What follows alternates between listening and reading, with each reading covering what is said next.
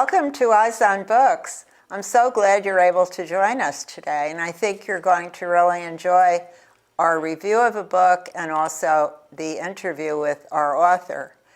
I'm Elaine Schnitter, and my host is Steve Savlov.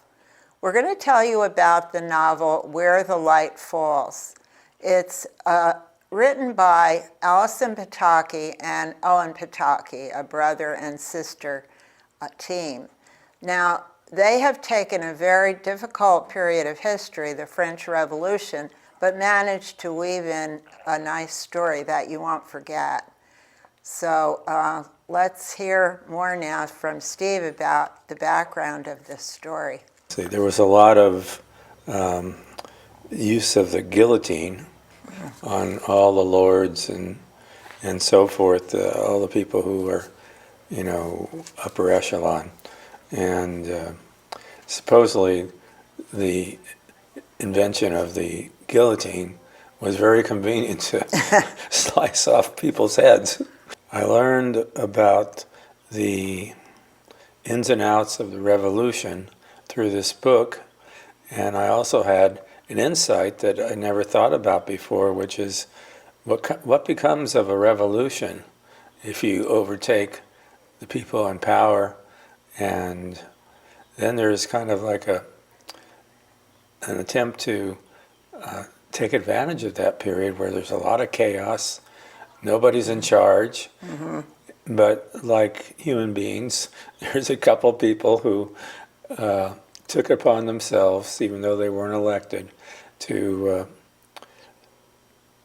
administer the justice. As Elaine said, the author kind of weaved in and out with these characters and made a nice story that you wanted to read ahead. You didn't want to stop because you want to know what was going to happen next. One thing they said about the guillotine is that it was a little bit more humane than the hanging, which was the previous method of execution. Right. And Steve is right, it was fairly random.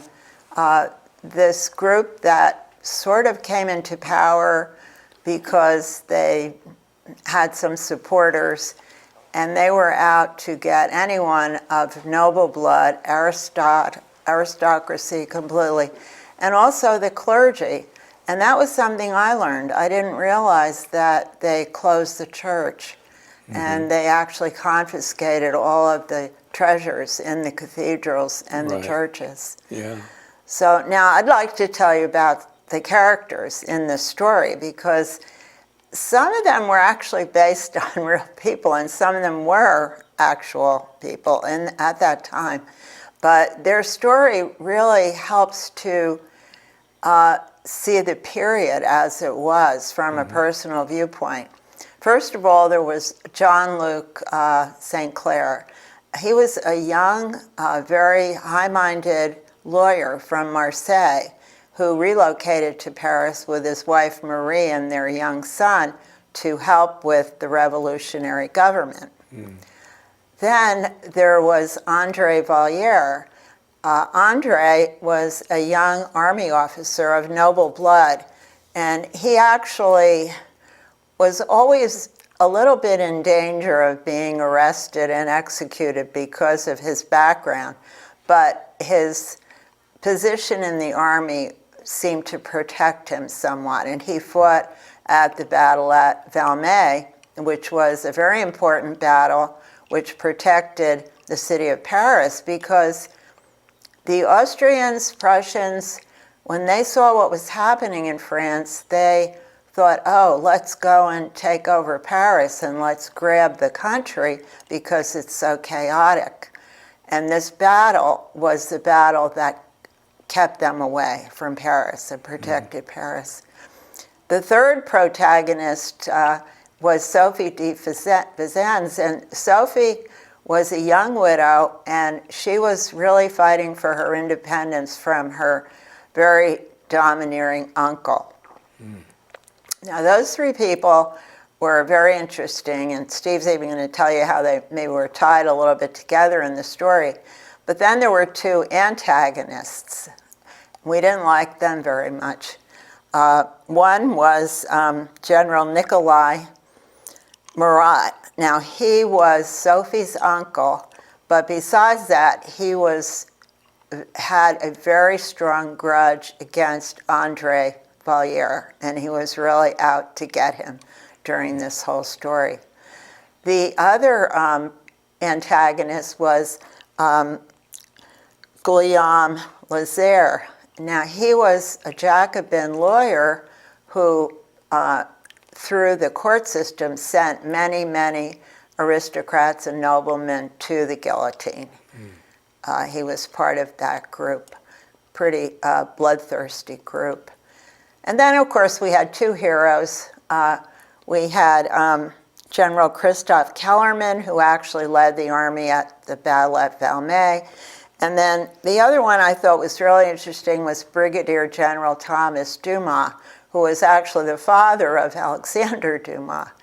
And he became close to Andre and actually helped him through some of his problems, because General Murat used to like to arrest Andre Valmy whenever he had a chance. Mm-hmm. So anyway, I hope that's a little bit of who they were. And they were very well portrayed, I would say. So Steve is going to tell you a little bit about how they were connected.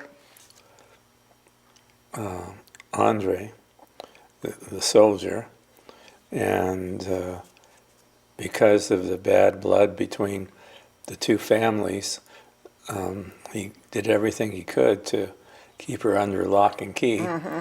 And in the meantime, Andre, like you said, went off to war and was under, Napoleon Bonaparte. Mm-hmm. And they saw Andre as a up-and-coming soldier. So he went from being a lieutenant and finally a lieutenant colonel, I think it was. So Jean-Luc Sinclair and his wife Marie moved to Paris from Marseille, and he became very noteworthy because he was such a good lawyer, and he went up against Lazare. Yeah. Which surprised everyone. Right. And he saved Andre's life, since they decided that instead of putting Andre to death arbitrarily, they would exile him from Paris. Mm-hmm. And so he went on to become, a great soldier, and mm-hmm. had good relationships with with Dumas. With Dumas. Yeah. And also further up the chain was Napoleon. Right. Oh, yeah, Napoleon actually recognized him after the Battle of the Pyramids. Right. Yeah. Right. He did, yeah. Right. And so in this book, they kind of went back and forth between stories about Andre and stories about Jean-Luc. Yeah, I learned a lot, actually, about that whole period of history. I thought I knew most of it, but I found out there was a lot more involved. Right. So it was, and the story was interesting. It was a good story. Yeah. I learned a lot from it. Mm-hmm. And now I'm going to say a little bit about Napoleon. Yeah, of course, the story wouldn't be complete, right, without some information about him. Right, and the story about him really continues into another book called Searches in Winter. Oh. And so you find out more about him. I read about Napoleon, who, he was 9 years old when he left home to go into a military school. And one of the interesting things is that he's one of a number of children, but he was also, people saw, well, he was very short, 5'7", and you see that really motivated him to stand out. And so he became kind of a ego maniac. Oh, the Napoleon complex, Yeah, right? Napoleon complex, yeah. Yeah. Yeah.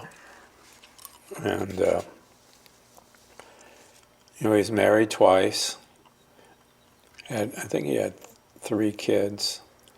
And like I said, the Napoleon complex is, where it all started for him in terms of trying to up everybody. And that led to the downfall of Napoleon, because he kept on wanting to battle and battle and battle and take over the world, so to speak. And he wasn't, he kind of tried to go up against the Russians and the Spanish, and that was his downfall, because he kept, the ego kept on pushing him towards, heroism. We'll be coming back in a few minutes with our author, Owen Pataki, and I think you will enjoy meeting him and hearing what he has to say about his novel.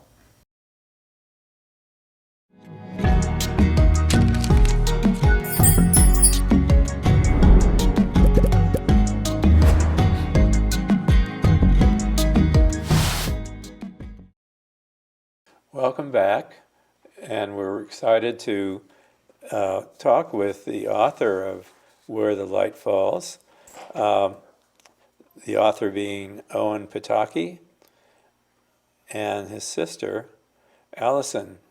Thank you for having me. My name is Owen. I'm Allison's younger brother. I'm in here right now in Garrison, New York, where I grew up in the Hudson Valley, about an hour north of New York City. And it really got started with the idea of Where the Light Falls, which I had originally sort of as a movie, as a film or as a television series. And I pitched it to my sister Allison, who had published several books, one of whom which was a New York Times bestseller. So I kind of just very casually pitched her the idea. She liked it and said, we should try to write that as a novel, as a book, which was something I wasn't really anticipating having happen. But she offered to work with me and eventually co-write it. So when you have a sibling who happens to be a best-selling author as well, who's offering to co-write with you, that seemed like a pretty good offer. So that's how the whole process got started. So now, writing this novel was a huge endeavor, and just the topic itself was enormous. What motivated you to get involved in it? It sounds like you had been thinking about this more as a movie or a short series before your sister decided on a book would be a good idea.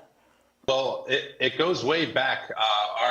My mother's mom, my grandmother, is from France. She's French originally, and so our family was raised. My mom grew up partly in France, speaking French, and so we were always exposed. We took the language as kids growing up in school, and I remember being exposed to Tale of Two Cities, Scaramouche, Scarlet Pimpernel, all the kind of French, Alexander Dumas, the kind of French historical fiction stories. And she really, thankfully, she supported it and jumped on board. Wow, well, you guys did a great job, believe me. I was telling Steve, and as I've told other people about this book, I highly recommend it. We all had kind of a superficial knowledge of the French Revolution. We had all had it in school at some point, as you had. Apparently it didn't make us, excuse me, much of an impact on most of us than it did on you.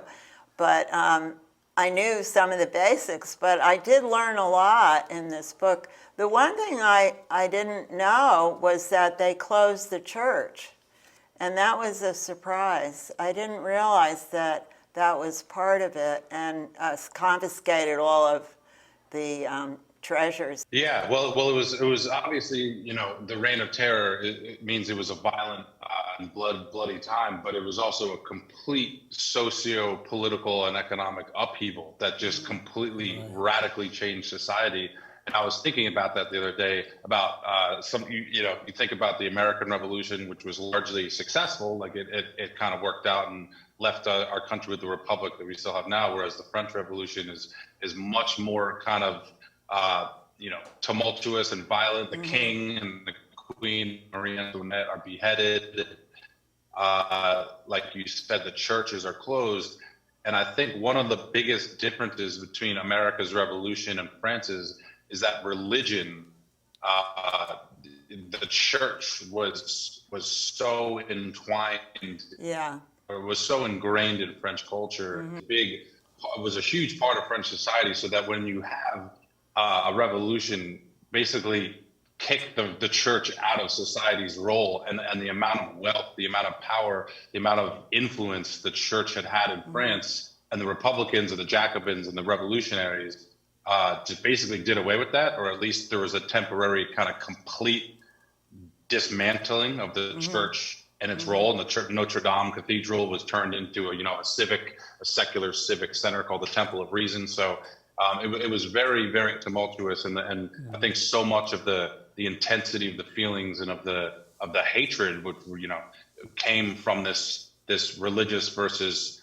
hardline atheism versus 1,000 years of Catholic Church. The prestige of the Catholic Church really were literally at war, and so that added to some of the intensity of the revolution. And to dissolve power completely, no matter from what section of the country it came from, just get power under control and just do what they felt was right for the people. It was it was a very radical government that came into power. At first, the first couple of years, they tried to create kind of like a constitutional monarchy, kind of like what England had at the time, and that quickly got shoved aside into a much more radically egalitarian vision of a republic. But yeah, you're right. They got rid of churches. They got rid of the calendar. They no longer went with the Julian calendar that we have now, and they created their own names, their own dates, and their own days of the week.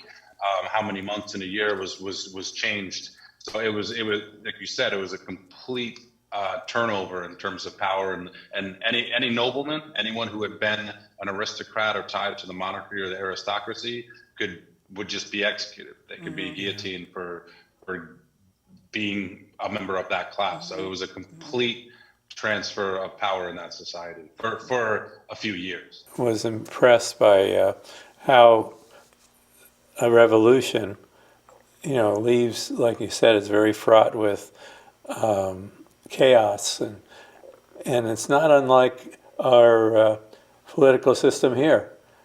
Grab for power. It's kind of like, I never thought of it that way, because the French Revolution, like you said, was very bloody and so on. But I was just, there's like a land grab, to grab for power. In many cases, literally a land grab. The property was redistributed. The church was probably the biggest loser in the long-term kind of loser of this time period, because they went from there were three estates: the aristocratic estate, the church, and then the rest of the people, which is the vast majority of what should happen. The third of 90% of the people plus got rid of the church as an estate, got rid of the aristocracy in a state. So they literally, land got turned over to the people. Owen, one question that both Elaine and I have is, how was it riding with your sister? I mean, how did that go in terms of your dynamics and how you interacted and.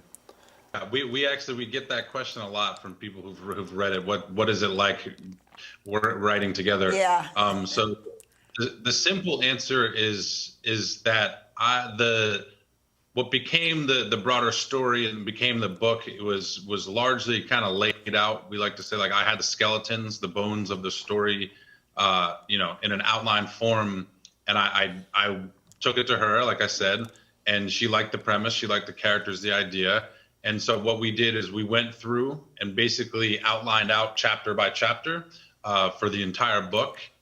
And then what happened from there? So once we were on the same page of all the major story beats, all the major plot points, the ending, the characters' development and whatnot, she went and wrote the first draft. So she did it without kind of my interference for the very, very first early draft, and sent that to me. And then so I went through it and I added a whole lot, cut some parts, tweaked it, edited it. And for several months, I had the draft that she had written based on the outline we had done together, and I had it just myself. We didn't go back and forth every day where I'd write a page, she'd write a page. It was really, one person would have the whole manuscript for a few months, work on it, write it, put their own stamp on it, pass it back to the other. And then my sister would have it, and she'd work on it for several months. And we'd do periodically, we'd call or do edits together. But some people think that I wrote all the battle scenes and she wrote the romance or the female characters, and it really, honestly, was not the case. She was involved. We were both involved in literally every page, and she was as involved in the fight scenes or the battle scenes as I was in the romance and the female characters. So it really was a true collaboration, but we would do it separately, one at a time, had the manuscripts. Were there like arguments as siblings do? I'd be lying if I said there weren't any disagreements. For sure, there were. Fortunately, we were able to agree on pretty much everything that ended up in the book. And I think basically what our system was for if we did have a disagreement about something was who felt stronger about this particular point, because we'd have opinions and we'd sometimes have a different vision, and really we'd kind of discuss it. We'd hear both sides, and whoever felt like I really believe this should be this way, and the other person was slightly more ambivalent, we'd go with what the person felt stronger. So there was some element of compromise for sure. Okay. Interesting, huh? The one thing I wanted to ask you about was one of the hidden figures was John Luke's wife, Marie. And we found out late in the story that she was actually citizen Persephone. And I thought that was kind of interesting, looking at today's method of sharing personal views with the way personal views were shared at that time in history. Would you like to comment on that? I haven't actually heard that comment yet. That's very interesting, and I think that's definitely an interesting connection. What I would say is that the French Revolution, kind of like the American Revolution, was a very kind of early form of a kind of mass media kind of going viral, where it was the first time in the modern era where most of the citizenry, or at least a lot, were literate. And so journals and daily pamphlets or weekly pamphlets that kind of started the Enlightenment in France and England and in Germany, or Europe at the time, really spread like wildfire, and it was a true citizens' revolution. And I think that's actually an interesting connection that I hadn't put together, that today the internet spreads information, both true, fake news, and facts and information, and it was a kind of social upheaval the modern era had not seen yet, and that really took off. Obviously AI, so it can lead to social change very quickly. It was interesting when it was revealed that she was actually the person doing that. It was interesting. She was a smart girl. Yeah, and writing with my sister was helpful because my sister's so smart and talented, and a lot of the women in that time period were very, very vocal and outspoken and physically active in the revolution. There were racial changes in terms of policy and abolishing slavery that spread over to Haiti and the Caribbean.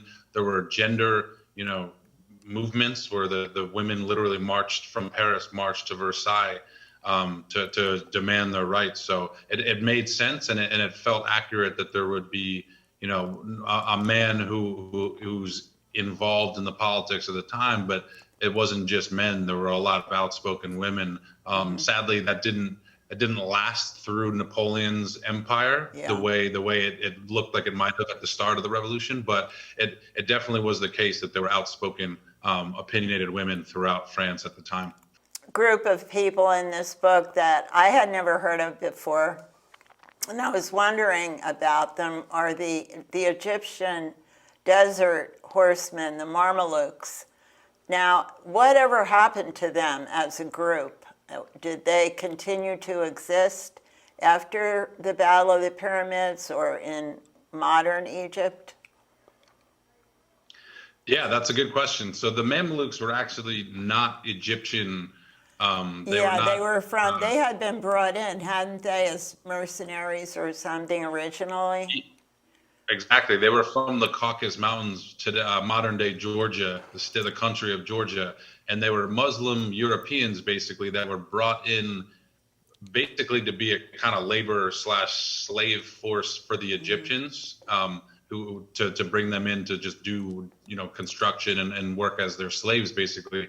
And within 2 generations, they had kind of flipped the tables and they took over from the Egyptians and were the kind of ruling military class of that time period by the time Napoleon was just starting to rise in revolutionary France. So they were European Muslims who were the military power in Egypt at that time. And so he brought them back with him?